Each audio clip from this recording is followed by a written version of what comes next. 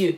Il est préférable pour toi d'aller au ciel ne t'étant pas marié que de te compromettre à cause du mariage. Qui te dit que sur ce lit de fornication, ce lit d'impudicité, tu ne perdras pas ton salut?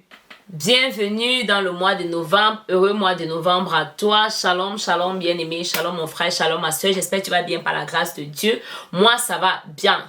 Ça fait un bon bout de temps que j'avais promis continuer avec ces vidéos parlant de comment maximiser sa saison d'attente. Ces points que nous avons abordés pendant la dernière conférence talk show célibataire épanoui en Christ. Je n'ai pas eu le temps, mais Dieu m'a fait grâce de ce que je peux faire la suite de ces vidéos à partir d'aujourd'hui, le 1er novembre 2021. Bon, là, je veux parler de... La dernière fois, nous avons parlé de à qui est-ce que tu t'attends, qu'est-ce que ta saison d'attente, donc pouvoir identifier sa saison d'attente, quoi, qui te fait attendre. C'est ce que nous avons parlé, nous avons dit comme quoi tu pouvais être en train d'attendre à cause de toi, même à cause de la désobéissance, tu pouvais être en train d'attendre parce que les démons qui te faisaient attendre, tu pouvais être en train d'attendre parce que c'est Dieu lui-même qui te faisait attendre, c'est dans son plan que toi tu puisses attendre. Et aujourd'hui, nous allons parler de à qui est-ce que tu t'attends. Nous avons parlé dernièrement de qui te fait attendre. Maintenant, nous allons parler de à qui est-ce que tu t'attends. Je m'attends à qui? À qui est-ce que je m'attends? Est-ce que je m'attends à Dieu? Est-ce que je m'attends aux hommes? Nous voyons dans la parole de Dieu, nous allons lire rapidement dans le livre d'Ésaïe au chapitre 40, le verset 31. La Bible va nous dire que, je vais lire pour nous dans la version 8 secondes 21. Mais ceux qui comptent sur l'Éternel renouvellent leur force et prennent leur envol comme les aigles. Ils courent sans s'épuiser, ils marchent sans se fatiguer. Bien aimé, j'ai regardé cette version dans la version anglaise Amplified Version et j'ai essayé de traduire en français ce que ça veut dire. En français, la version amplifiée va dire « Ceux qui s'attendent à Dieu le recherchent et espèrent en lui. Ils acquériront une nouvelle force et renouvelleront leur puissance. Ils lèveront leurs ailes et s'élèveront près de Dieu comme des aigles qui s'élèvent vers le soleil. Ils courront et ne se lasseront pas. Ils marcheront et ne se fatigueront pas. Cette version est vraiment, vraiment puissante. Donc la parole de Dieu nous montre que celui ou celle qui s'attend à Dieu, il reçoit des forces nouvelles. Celui qui s'attend à Dieu, ça veut dire que Dieu a prévu qu'il y aura un temps d'attente. Un temps d'attente qui a un but. Ce but est le renouvellement de la force. Ce but est on va dire le renouvellement de la puissance. On dit ils vont acquérir une nouvelle force. Donc la saison d'attente est là pour que nous puissions acquérir de nouvelles forces, voir sa puissance se renouveler. Donc Dieu permet que tu puisses t'attendre à lui. Je puisse être dans la saison d'attente, tu puisses être dans la saison d'attente, afin qu'il puisse nous préparer. Puis on va dire après que ils vont s'élever, ils vont élever leurs ailes et s'envoleront comme des aigles. Donc celui qui s'attend à Dieu, c'est pour se préparer pour un certain envol. Ça veut dire dans la saison d'attente, il y a les choses que je dois faire pour la prochaine saison. La saison d'attente me prépare pour une nouvelle saison. Alors, si je ne maximise pas la saison d'attente, si je ne suis pas conscient de ce que cette saison d'attente est là pour un but, si je ne sais pas à qui je m'attends, je ne vais pas reconnaître et savoir ce que je dois faire pendant cette saison. Mais celui qui sait que je m'attends à Dieu, je suis célibataire maintenant et je m'attends au mariage, je veux me marier. Dans cette saison d'attente, je dois être préparé pour la nouvelle saison qui est le mariage. Pour celui qui sait que je veux avoir un emploi, je me prépare pour un emploi. Dans cette saison d'attente qui est la saison qu'on m'a peut-être dit chômeur, je dois me préparer pour acquérir cet emploi. Donc la saison d'attente me permet de me préparer pour une envol, pour la saison de ma vie, pour me donner les forces que j'aurai besoin pour ma nouvelle saison. Donc dans la saison d'attente, je reçois la puissance pour affronter la nouvelle saison. Dieu connaît chaque saison de nos vies. La parole de Dieu va dire dans le livre de Psaume 139, le verset 16, c'est David qui va dire que tous mes jours étaient écrits dans ton livre avant qu'aucun d'eux n'ait commencé. Ça veut dire chaque saison de nos vies sont prévues et établies déjà par Dieu. Dieu connaît les combats que tu vas vivre demain. Dans cette saison qui a l'air paisible, qui a l'air calme, il veut que toi tu t'attendes à lui, il veut que toi tu viennes vers lui, afin qu'il te dise quoi faire, afin qu'il t'amène à bâtir la force, à bâtir la puissance pour la saison qui vient. Amen.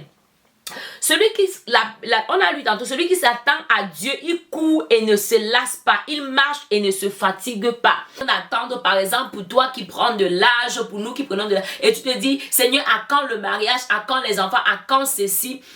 On commence à être épuisé, on commence à être fatigué. À ce moment-là, se demander, est-ce que je continue à m'attendre à Dieu? Est-ce que je m'attends aux hommes? Est-ce que c'est le calendrier des hommes que je regarde? Est-ce que c'est les paroles des hommes, ce que les hommes disent, qui sont devenus mon focus? Ou est-ce que c'est ce que Dieu dit qui est devenu mon focus? Quand nous sommes en train de nous attendre à Dieu, ces choses qui arrivent souvent, nous les femmes, nous le savons, ou bien ça arrive aussi peut-être aux hommes. Tu vois, tu t'attends au Seigneur pour le mariage, parce que quand on parle de « je suis sa couronne célibataire épanouie en Christ », c'est dans le cadre du mariage. Pendant que tu t'attends au Seigneur, il y a ce bragueur qui n'est pas né de nouveau, qui est toujours autour de toi. Et quand tu jettes le regard, tu ne vois pas un frère, un enfant de Dieu qui est en train de te dire, ma soeur, marions-nous. Le temps est en train de passer. Quand on commence à avoir des plans B, quand on commence à se dire que pourquoi ne pas accepter ce gars et je vais l'amener à venir à Jésus, ou bien peut-être un frère qui dit pourquoi ne pas épouser cette soeur que j'ai connue, cette fille que j'ai connue, rencontrée dans une boîte de nuit ou bien dans n'importe quel lieu que ce soit, quand je connais pas encore le Seigneur, même quand je connaissais déjà le Seigneur, je me rends compte qu'elle n'est pas née de nouveau, mais pendant que je suis en train de m'attendre au Seigneur, je ne suis pas en train de voir la véritable proche de moi, ou bien je ne vois pas le véritable se prononcer. Quand on commence à avoir le désir de pouvoir rapidement trouver un partenaire de soi-même, bien aimé, tu n'es plus en train de t'attendre à Dieu, tu es en train de choisir ton propre plan. Il est très important de savoir à qui est-ce que tu t'attends. Est-ce que tu t'attends à Dieu? Est-ce que tu crois que Dieu a un plan pour ta vie? Est-ce que tu crois que Dieu a un plan pour ta destinée? Si tu t'attends à Dieu, sache que la saison d'attente, c'est pour que tes forces soient renouvelées. Il connaît mieux cette saison de mariage qui t'attend plus que toi. Il sait ce que tu as besoin de faire pendant la saison d'attente pour avoir un mariage réussi, pour avoir un mariage qui va le glorifier, pour avoir un mariage qui est selon son plan et ses standards. Je ne dis pas qu'il n'y a pas les moments où l'âme est affaiblie. Certes, la parole de Dieu nous dit, et c'est vrai, nous sommes des esprits qui possédons une âme et vivons dans un corps. Notre âme a tendance à vouloir nous faire croire qu'il est maître encore dans notre corps. Mais je vais t'exhorter, bien-aimé, à dire comme Job. Job a dit dans le livre de Job, on va un peu lire dans Job 14, verset 14. Job a dit par exemple...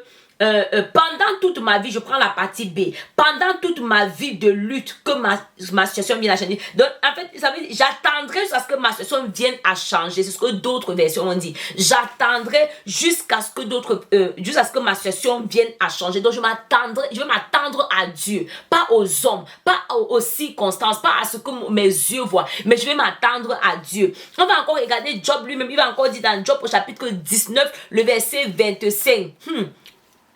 Dans le verset 26, il dit, pour ma part, je sais que celui qui me rachète est vivant et qui se lèvera le dernier sur la terre. Donc il va dire, je sais que mon Rédempteur est vivant et il se lèvera le dernier sur la terre. Attends-toi à Dieu. Égale ce qui se passe autour de toi. Dieu va se lever en ta faveur. Dieu va t'exaucer. Dieu qui t'a créé comme femme, comme homme, il sait que tu as le besoin de te marier. Tu as le désir. Si tu t'attends à Dieu, sache que cette saison est faite afin que tu puisses renouveler tes forces, tu puisses renouveler ta puissance, tu puisses te préparer pour la saison qui vient. Mais si tu t'attends aux hommes, il y aura beaucoup d'inquiétude dans ton âme. Le Seigneur va nous dire de ne pas jeter les regards inquiets. Si tu t'attends aux hommes, il y aura beaucoup d'inquiétude dans ton âme. On va te dire, regarde le temps qui passe, regarde l'âge qui avance, regarde ceci, regarde cela, ton horloge biologie monte, ça descend. Tu seras inquiet, tu seras inquiète, sœur. Alors décide, si tu n'étais pas encore décidé de dire, Seigneur, je m'attends à toi. Il faut arriver au point de pouvoir dire comme Esther, si je dois périr, je péris. Si je dois rester célibataire et vivre pour Dieu, je préfère que de me compromettre à cause du mariage.